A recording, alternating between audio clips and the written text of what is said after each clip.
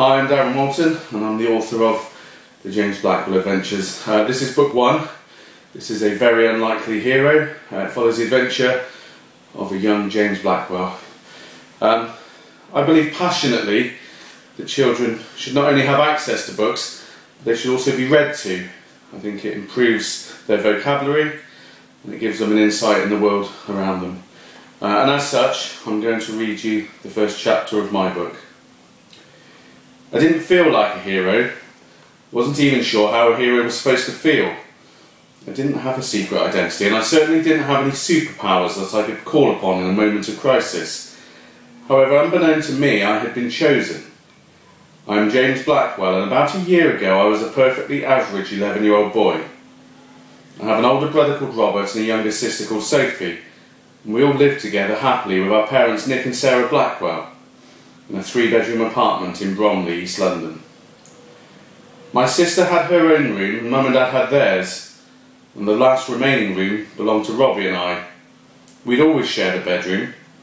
It wasn't that it was a small room, being that the house was Edwardian, the room sizes were quite generous. It was just that we'd reached that age where we seemed to bring out the worst in each other. I'd heard it said, be careful what you wish for, but never really understood the meaning. Surely if you wished for something, you wanted it to come true. I'd wished for my own bedroom. I hated sharing a room with my brother Robbie. The day Robbie was knocked over and killed, I came to understand fully what the saying meant.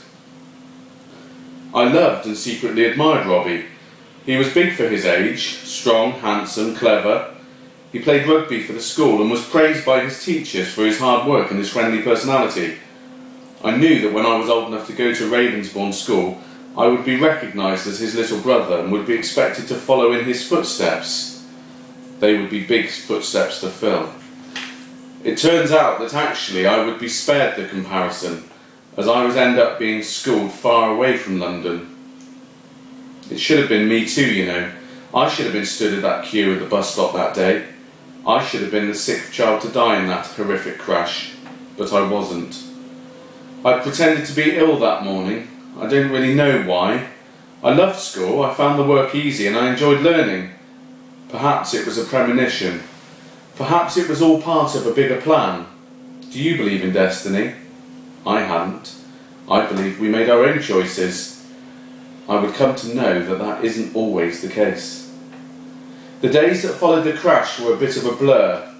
There was a lot of crying and a lot of visitors. I don't think at the time I took in the enormity of what had happened.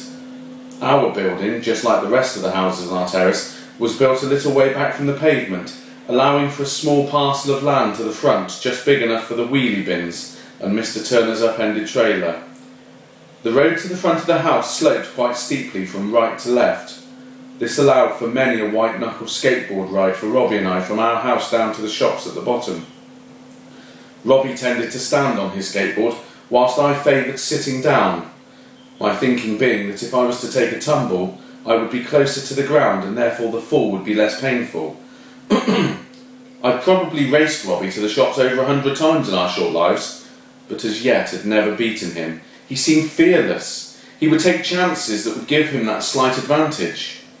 Many a pedestrian had been forced to jump out of his way to avoid a collision, then waved a disapproving finger at me as I raced on by.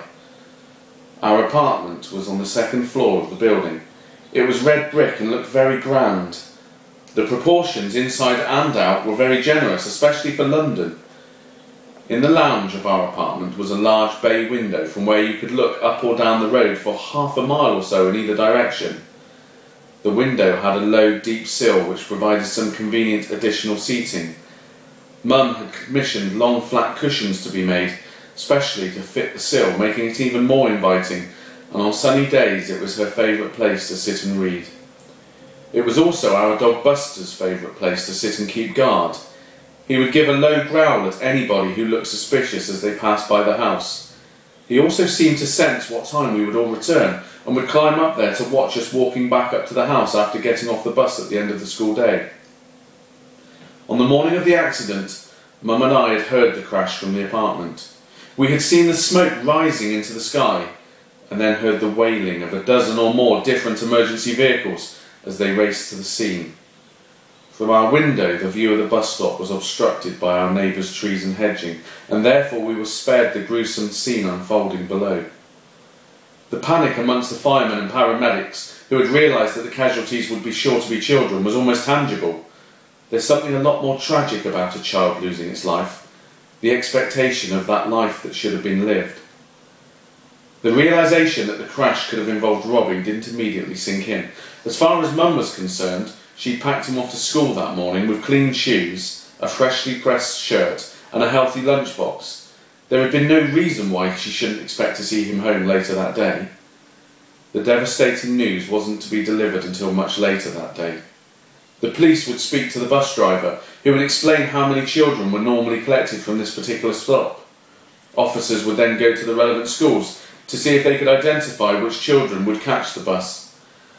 They would then go through their registers to establish who was absent that day, and thus those presumed dead could be identified. I heard the doorbell ring at around 11 o'clock, and then a brief hushed conversation at the door before two very solemn-looking police officers were led into the front room. Upon seeing me, one of the officers carrying a clipboard asked my name. "James Blackwell, sir," I replied. With what seemed like a tinge of relief, one of the officers crossed through a name on a sheet of paper that he was holding. At the time, I didn't realise the significance, but of course, I would be shown missing that day too. In all the chaos that was unfolding down on the street, Mum must have forgotten to call me in sick. I must have been presumed dead also.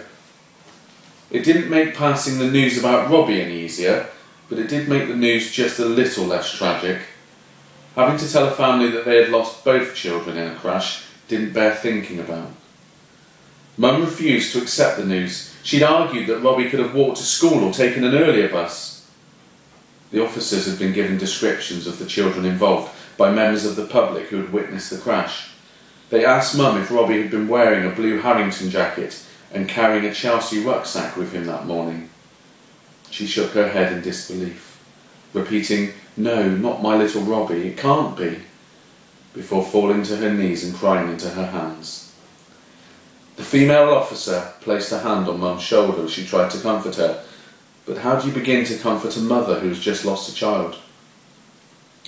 Dad was called back to the house from work, and the awful news was passed a second time. The two officers must have been allocated to us alone, as they stayed most of the day. And when they eventually left, they asked to be contacted if there was anything else they could do. It was all very civil. The officers were thanked and sent on their way, and more phone calls were made.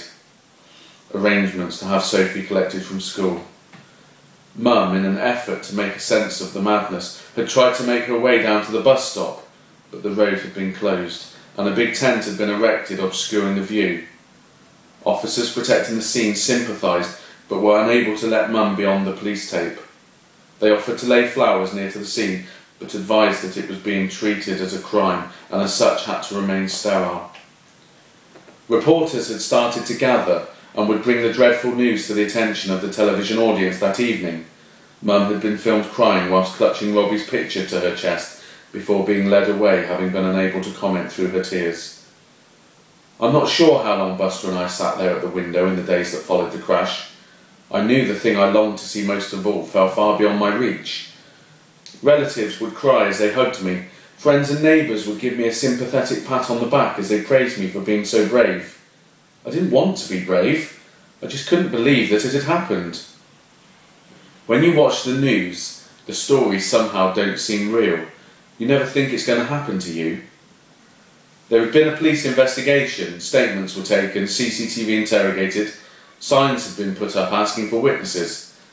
Families and friends had held vigils, and the school had even closed for the day to allow for mourning. There had been 5 separate funeral services in the days that followed, including Robbie's, each one as emotional and painful as the other, and later there would be an inquest. Children are often protected in the hope that they will remain innocent to the horrors that life can sometimes throw at you. I had been spared the gory details of the crash, and I had chosen to only attend Robbie's funeral, despite knowing all the other 4 children who had died in the crash. We would all queue for the bus each morning and then return together each afternoon. The other 4 children were my age or younger and attended the same school as me at Valley Primary School. We travelled on the same bus as Robbie, but stopped a few stops before Ravensbourne. When the truck crashed, not only did it crush and kill Rob and the other four, it also severed a gas main which ignited, causing a huge explosion, incinerating everything within a 5-metre radius. Despite arriving on the scene fairly quickly, the fire brigade had been unable to extinguish the fire for more than 3 hours.